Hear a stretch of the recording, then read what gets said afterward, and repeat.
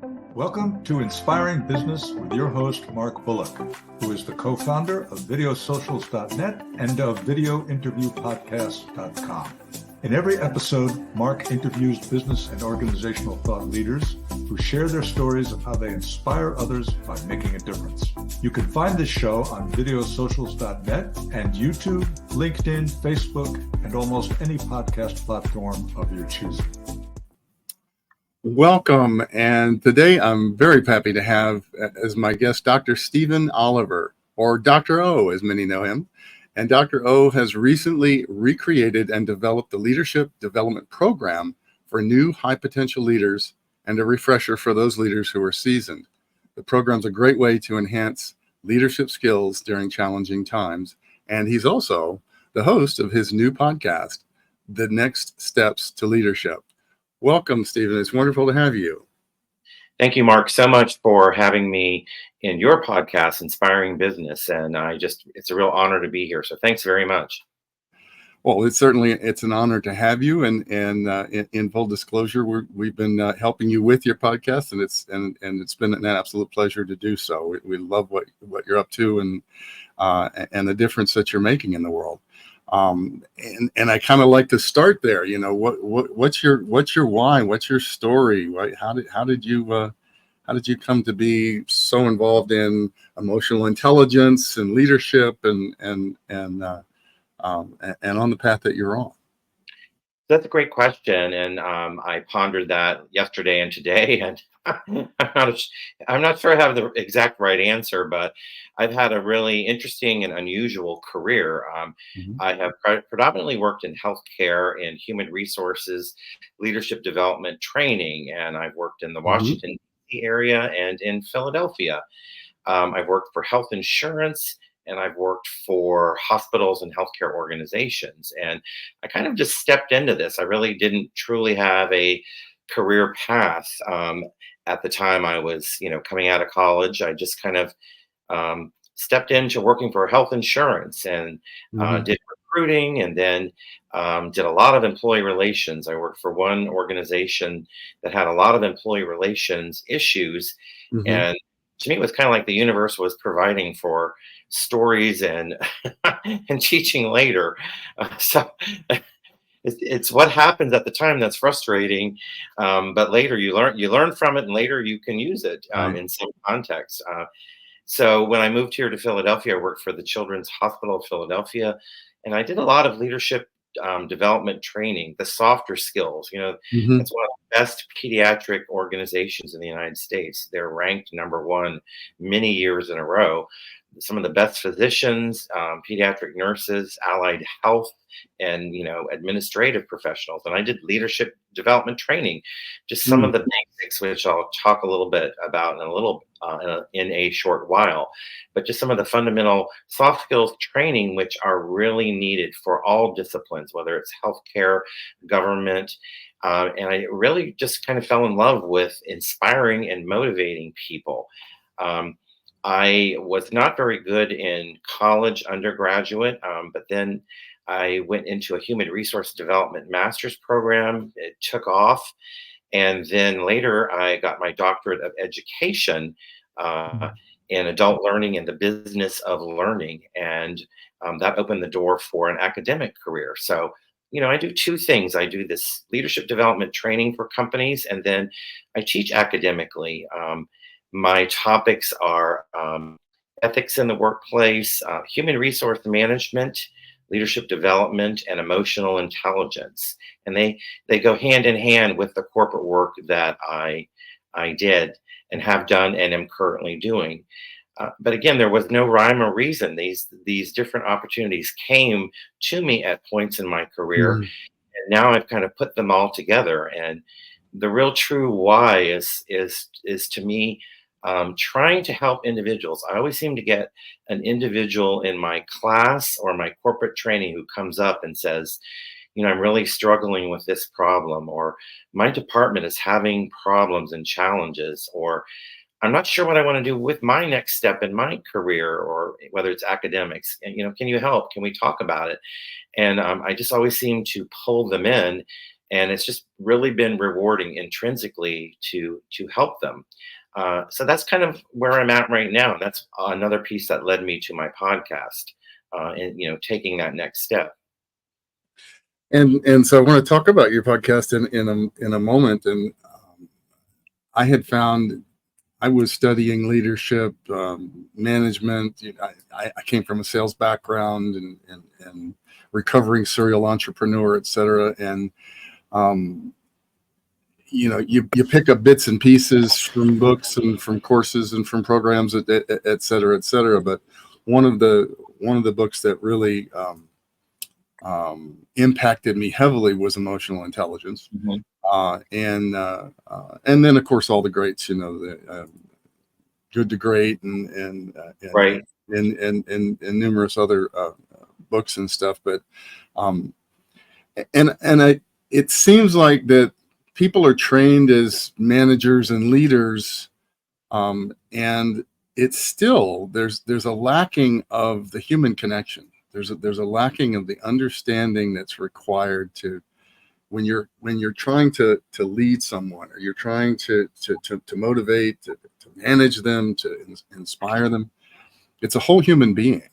It's not a number. It's not a role.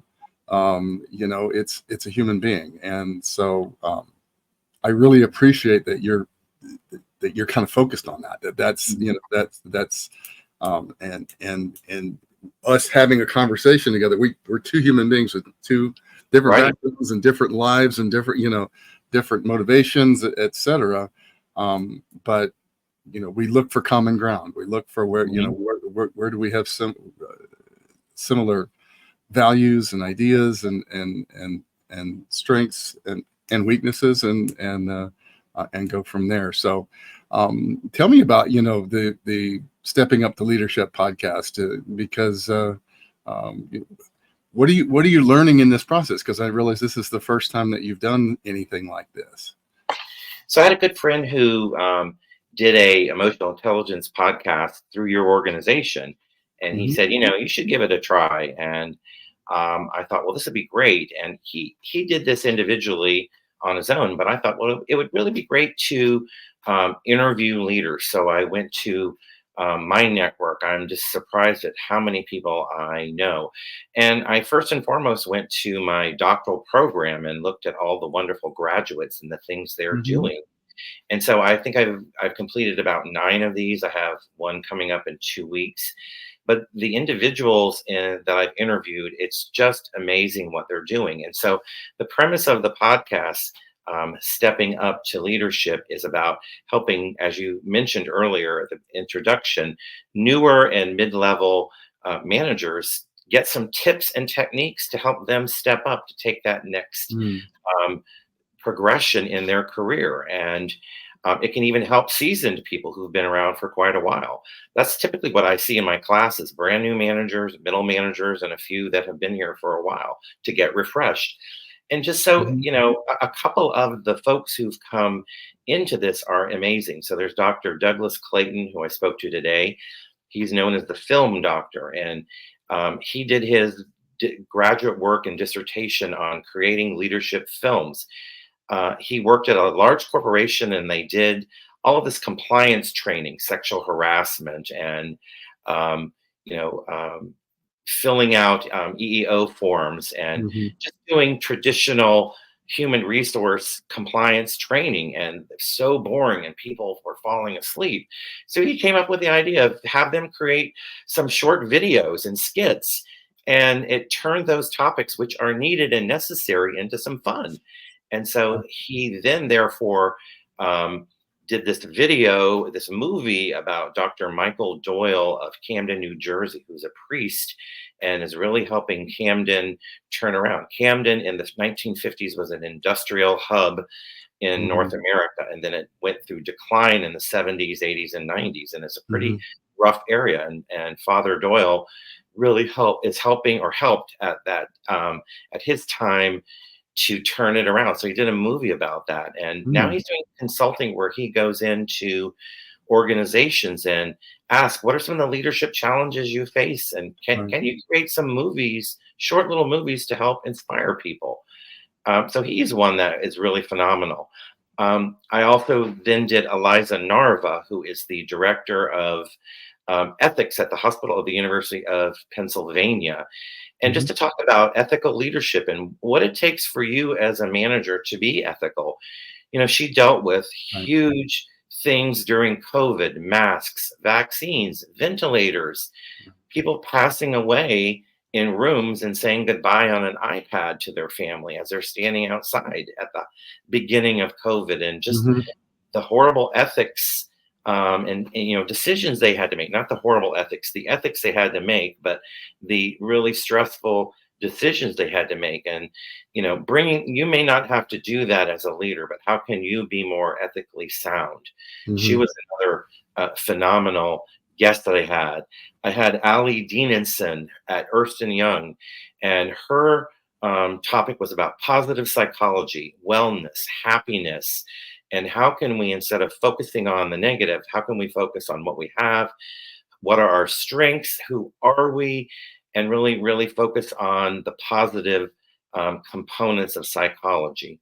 Many others of my guests have been around emotional intelligence. That's another Mhm. discussion. I stepped into the world of emotional intelligence, and emotional intelligence is looking at yourself, your values, how do you react, manage your emotions, and then the other side of it is looking at others, having empathy for Mhm. others, building relationships. So I have several guests who have talked about emotional intelligence, self-awareness, and empathy. And so, as these podcasts have continued to move forward, I'm just kind of threading these topics to help leaders get some techniques and tips and tools to add to their careers. And it's turning out really wonderfully, and I'm looking forward to doing more of them. And it's been terrific to watch because I get the sense that for myself, I've got quite a few more episodes, kind of under my belt at this point.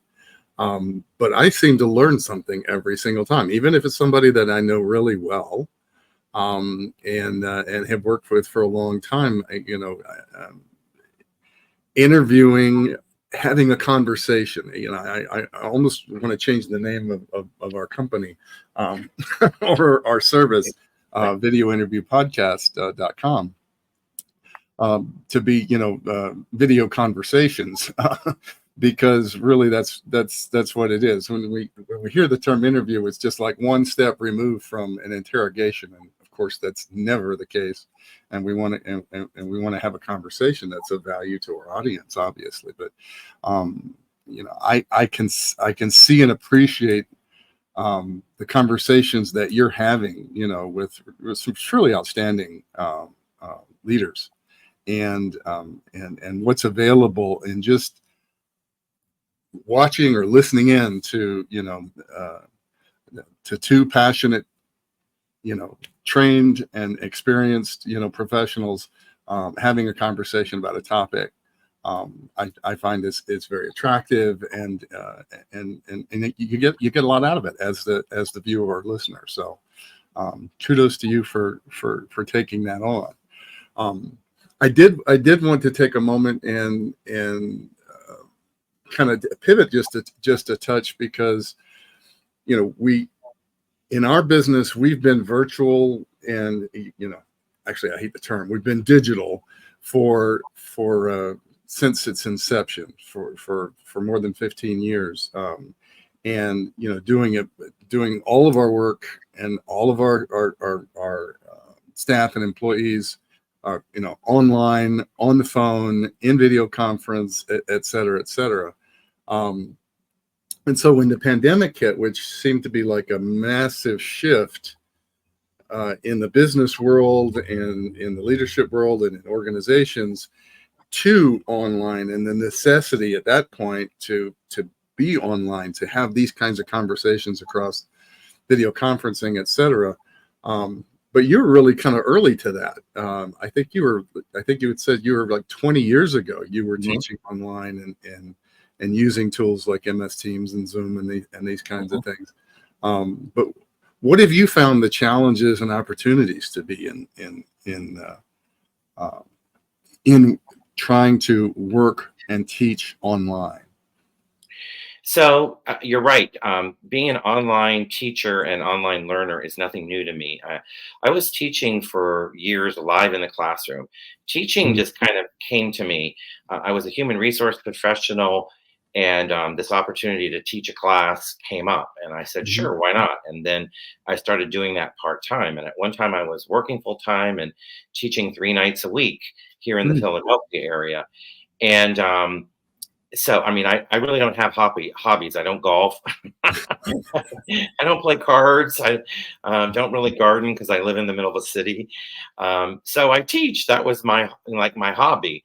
Right. And so then I was teaching, moving along. I was actually teaching at Villanova University, and they said, "Hey, we're trying to do a new opportunity to get outside of the Philadelphia market and teach online.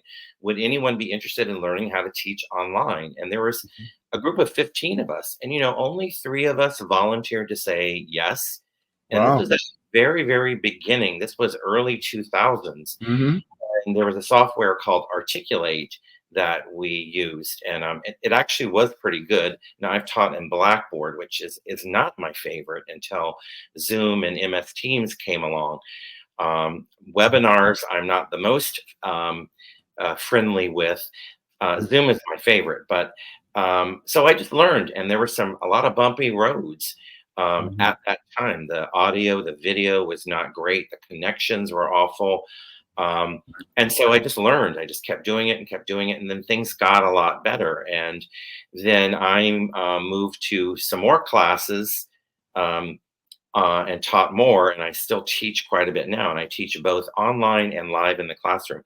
People always ask me this: what do you prefer? And I say, I don't prefer either.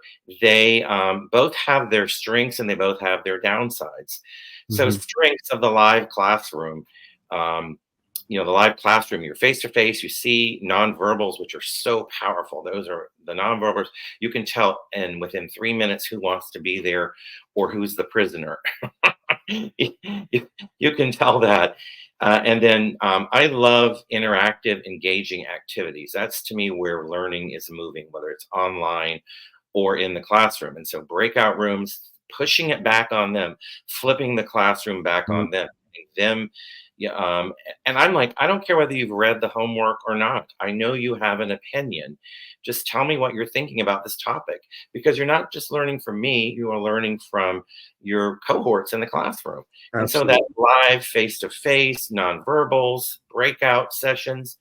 But then the online is phenomenal. Many of the classes I teach at the University of Virginia, allied health. These are respiratory radiology, nurses, EMTs. I love the guys who are helicopter EMTs. They're like, gotta go, Dr. Oliver.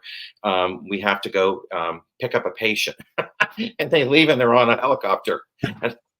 And and then I teach at the Graduate School of Nursing at the University of Pennsylvania, because my background is working in healthcare. Mhm. And but I'm not a nurse or a clinician. I'm a human resource leadership person teaching folks in Right. not only healthcare, other industries, and Right. it's all needed. But that online affords them to come to class, take a class, and complete their degree, because these are extremely busy professionals. You can do a lot of the same things in the online classroom. You can do breakout rooms, polling, quizzes. I love videos. I show YouTube short tech TED Talk videos. Um, Mhm. and that is what I like to do. And then I am one of those cold callers. I'll go up and down, because you've got the 2 or 3 that are always like, ooh, ooh, ooh, me, Ooh, me, ooh. Yep. every answer. And then that middle who are just kind of sitting there. And then the 5% that don't want to be called on. And I try to call on everybody. I'm like, we want to hear from all of you, and it's your responsibility to contribute. I know you're busy. I know you're eating your dinner. You're putting your kids to bed, your dogs down. I love it when dogs and cats come to the classroom online. My favorite is Yep. when a cat walks by and goes underneath the nose, the tail. It's great. Uh, but engagement. But the challenges, Mark, I've found for all learning. Now, again, I'm in the softer skills. I'm not science. I'm not mathematics. Mhm. Um, but it's engagement. Yeah. People are distracted. And so I used to show 5-10 minute videos. You can't do that anymore. They're asleep, distracted. It's a 1 to 2 minute video. I do short bursts of teaching, you Mm-hmm. know, 5, 7, 8 minutes, then ask questions. And it's the circle: ask and then do and then repeat. And it's about engagement. And some of that's good, some of it's not so good. But my students are really good. They do their homework, they read, they write papers. But so much of the learning that I do, it has to apply back to their jobs and their lives, and that's really critical. So a challenge is keeping people engaged and awake, and that's in both the online modality and in the live classroom modality. Certainly, there's this asynchronous, which is really tough because you're just posting, materials, readings, and then going and grading, and there's hardly any interaction face to face or verbal. It's all just email, and that's really tough. But this is the reality. I keep saying to people, because I do get quite a few people, oh, I could never learn online. I could never take a class. And I'm like, this is the hardcore reality. It's moving, it's changing. I do get students who come to class on this, on Mm-hmm. the mobile phone, and that's how they engage. And I'm like, just don't drive. If you drive, then I'm going to cut you off. So this was kind of a long-winded response, but I actually am passionate about both of the modalities. Actually, I wrote my dissertation on comparing the same class live and online. And I would tell you the thing that I found the most about this particular class is the emotions in learning, the Mm-hmm. emotions and stress. People are so stressed out when they are taking a lot of classes, and this impacts their success or their failure. And this is coming more and more true. COVID really increased emotions and emotional intelligence, or the lack of it. And so this really connects to learning. Mm-hmm. Um, and there's a whole nother podcast on AI and learning, artificial intelligence, chat GPT. That's another Mm-hmm. discussion out there. So that was a long-winded response, but those are some of the challenges and the opportunities for learning. And I don't think it was that long-winded, because I keep seeing within ourselves, as I said, we've been operating, and much of what we do is coaching and teaching. I mean, let's face it, that's the vast majority of our clients for the last 15 years we've been helping with, who are professionals in their field, but they need to create content that's of value and is educational for their audience, and to get it out there into social media and newsletters and on their websites, et cetera, and video socials, which videosocials.net is really kind of comes back to something that you were just talking about, which is that instead of sitting there trying to talk to this inanimate object called a camera and have a conversation with an audience, which is just simply not natural. We get together in small groups and we take turns and we give each other feedback. Now, what's interesting and fascinating about that is we're literally learning as we're doing, and it's an experiential program. And what you're describing to me, the first thing that came to mind is you're giving them short bits of information, and then you're asking their opinion. You're asking them what they're getting out of that. You're asking them what how that's landing for them. That's causing conversations perhaps between multiple people. You're reaching out to those that aren't necessarily the first ones to raise their hands to engage them. So, and it is that engagement, that connection, that human connection that you get while you're performing something and learning something at the same time, and it's all happening through a series of conversations, starts and stops, and small segmented pieces that I identify as an experiential learning environment. So it sounds like you're turning your online lecture, what could be presented as a lecture, into an actual experiential process, which is leaps and bounds ahead of which leads me to my second question. Which I went a little bit out of order here from what I was thinking, but so your journey as an academic teacher and corporate trainer and on all these subjects, really the observations, do you think that you're seeing more growth, more more actual, people absorbing and taking on and really learning and being able to take what they're learning into their lives and into their careers and into their leadership programs? What is your feeling about not only using online, but the whole process that you're doing, which is not just lecturing and listen to me for an hour or an hour and a half or whatever it is, and then go do the homework.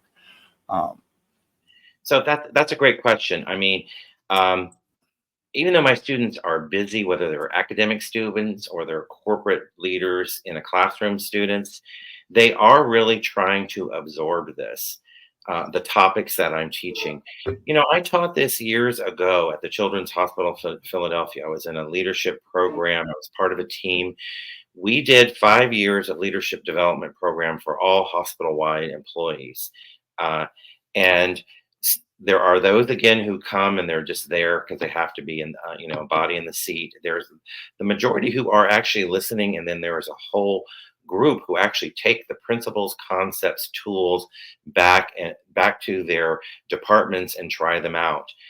Same thing with my academic students. This summer, I'm teaching emotional intelligence, managing your emotions at the University of Virginia. And it's so interesting. At the beginning of the semester, people come in to the class, they're frustrated. So many have some emotional issue going on, be it at work with a boss, a supervisor, a coworker, a customer, or it's at home. That's the other one. Husband, wife, partner, kids. Teenagers are one of the best. And you have been there, done that. So And so they all come in, they take an emotional intelligence test, and they all think, not all, but most all think that they're emotionally aware and emotionally sound. Right. Then the scores come back, and some are so mad and so frustrating. And that second class, it's silent, and some are just really like, I thought I would do better to this. I'm just disappointed in my scores. Now, some manipulate the answers and get 90s and 100s. And I'm like, I don't really believe you're at 90 and 100. But I always say, wherever you scored low, that's an opportunity for you to enhance and increase your emotional intelligence. And we study a variety of topics around emotional intelligence, conflict resolution, certainly how emotional intelligence impacts generations, impacts gender, men and women, bias, discrimination. There's the dark side of emotional intelligence, where that is the manipulation. Salespeople, politicians can overuse, and people are not listening to what they're saying. They're just listening to either that beautiful object they want to buy, or they agree with the candidate and the candidate's personality, but they're not really hearing what they're saying. Some CEOs and managers can do that. And so we just do a variety of topics. And of course, certainly self-awareness, self-management, empathy, social awareness, and relationship management. We look at all of it. And in the last assignment, I have them write, what did they learn from their scores, how they have increased in their scores, and about themselves. And Mark, I have to tell you, some of these papers are stunning. I get like, I was abused when I was younger, and I've been so angry, and now I'm starting to look at it differently. I don't like my boss. I don't like my wife. I don't like my husband. I don't like my kids.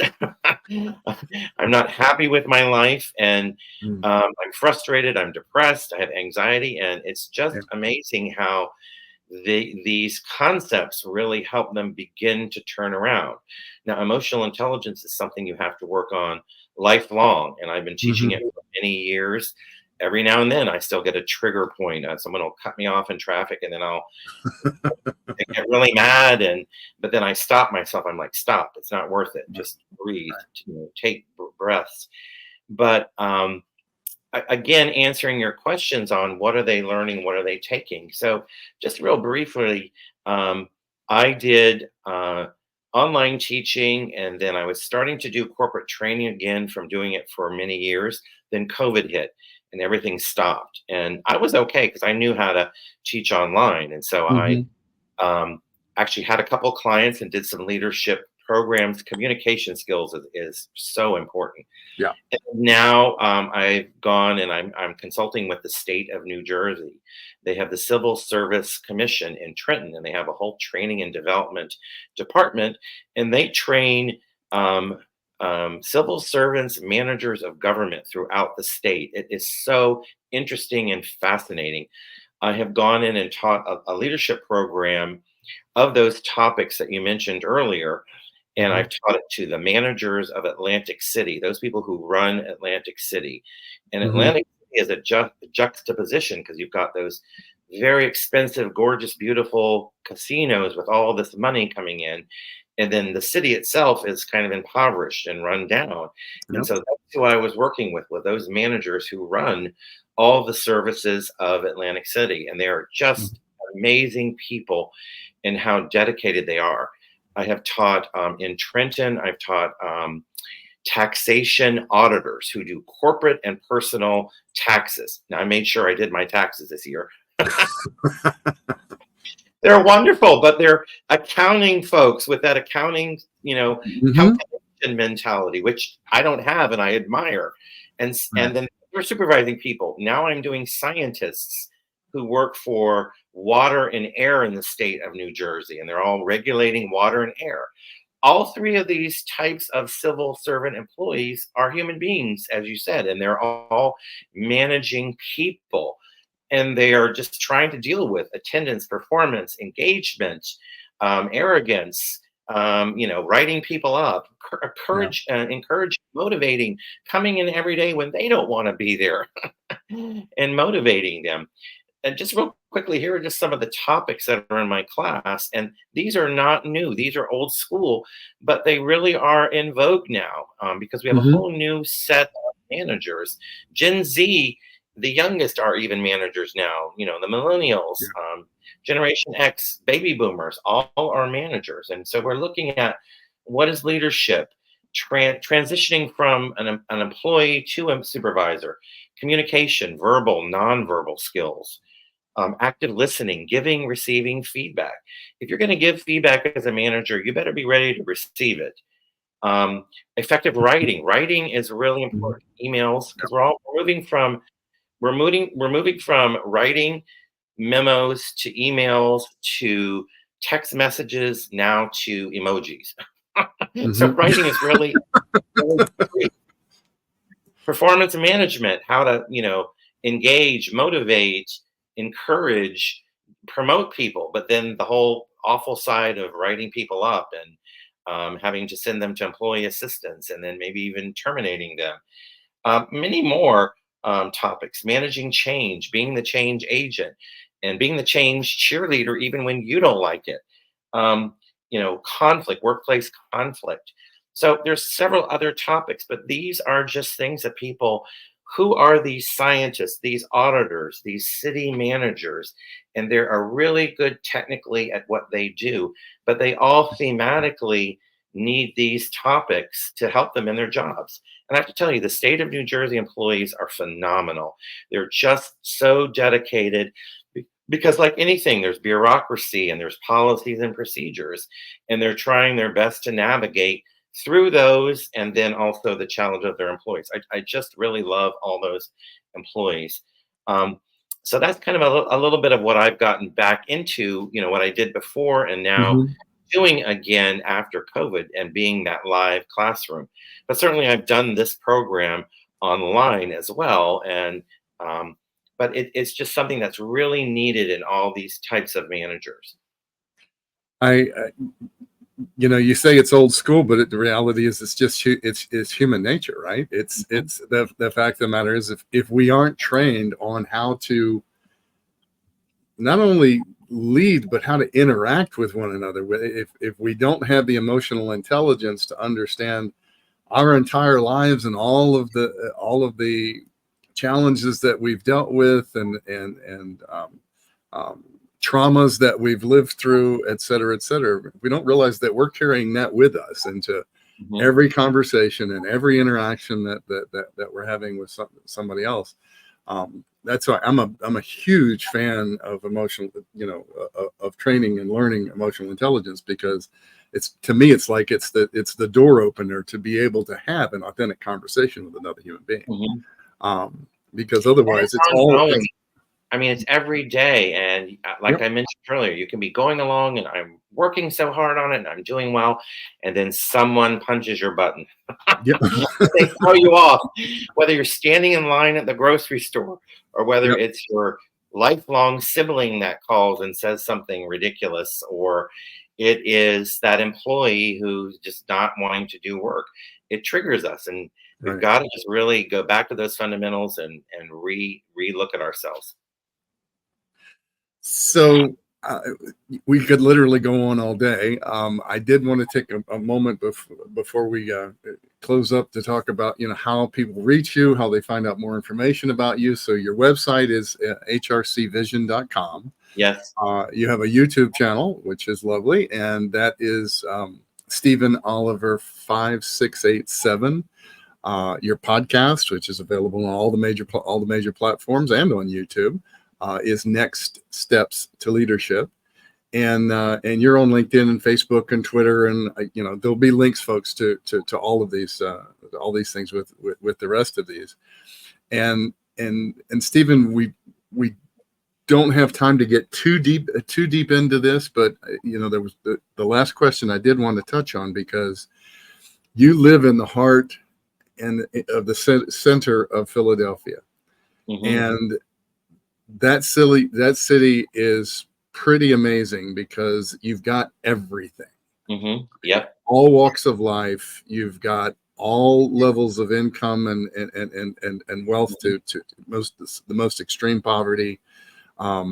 It truly is a melting pot of everything, that good and bad, challenging and uplifting at the same time. But what is it like to live there, and being able to walk and to live within all these different people with all these differences and all the diversity that's there?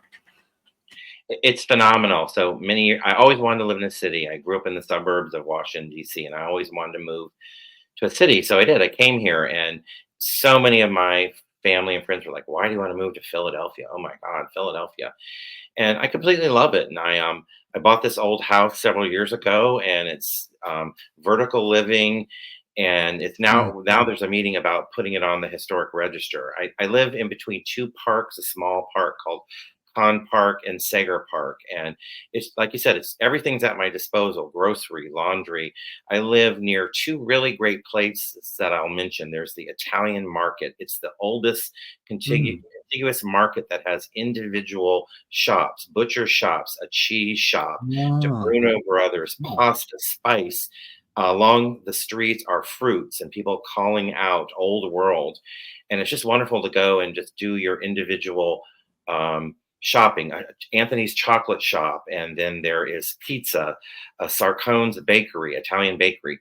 The other phenomenal place I live near is the Reading Terminal Market, which I'm sure you've heard of, and that's a large market influenced by the Pennsylvania Dutch Lancaster, the most amazing donuts you'll ever have.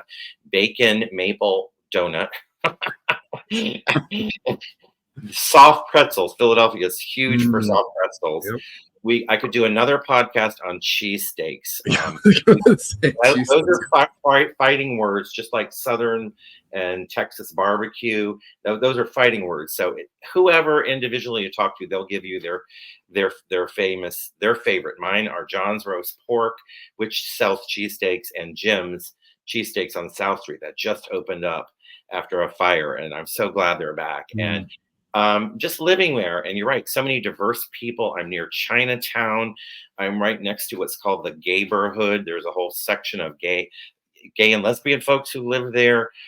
Chinatown, Society Hill, which is very wealthy, West Philadelphia. We have universities. We have healthcare is phenomenal here. Hospital for the University of Pennsylvania.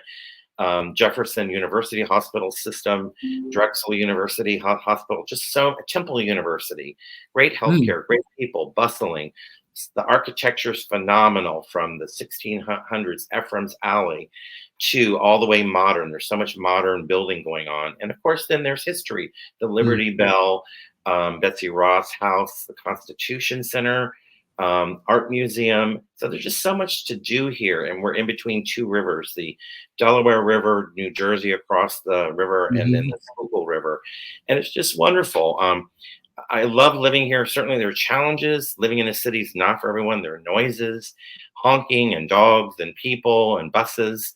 The life flight at Jefferson, it flies right by me, bringing people in and taking them out. But then the people are nice. They're so nice. Each little independent neighborhood. My neighborhood is very nice, and I know people, and I feel very safe. So come to Philadelphia, and I'll take you to what I consider the best cheesesteak. May very well take you up on that, Stephen. So you've injected yourself into the core of humanity, by living there, because you've got a little bit of everything, and a lot of other things. I would look at that and say, well, this is helping to sculpt, the difference that you make to others, because I wish we had more time, but we are going to need to wrap up. And I just wanted to acknowledge what a wonderful difference I think that you're making. I so much appreciate the commitment that you have to help people to in their relationships, and their management relationships, and their employee relationships, and ultimately that spreads to the rest of their lives. Thank you for what you do, and keep on chugging, my friend. Keep on chugging. Thank you so much. It's been a pleasure. I do want to thank you, Mark, and Vic, and Stacy, and Sarah, and Brittany, and everyone on your staff. Everybody has been so wonderful in navigating and helping me through my podcast. So thank everyone for the assistance. And I have some more coming up. So it's been a pleasure. Nice to talk with you today. Great. And thank you, Dr. O. We appreciate it. You've been listening to Inspiring Business with your host, Mark Bullock. Your positive comments, likes, and most importantly, your sharing of this show with others is greatly appreciated. Don't forget to subscribe to the Inspiring Business Podcast on whatever platform you prefer. You can catch prior episodes on videosocials.net and on YouTube, LinkedIn, Facebook, and all the major podcast platforms.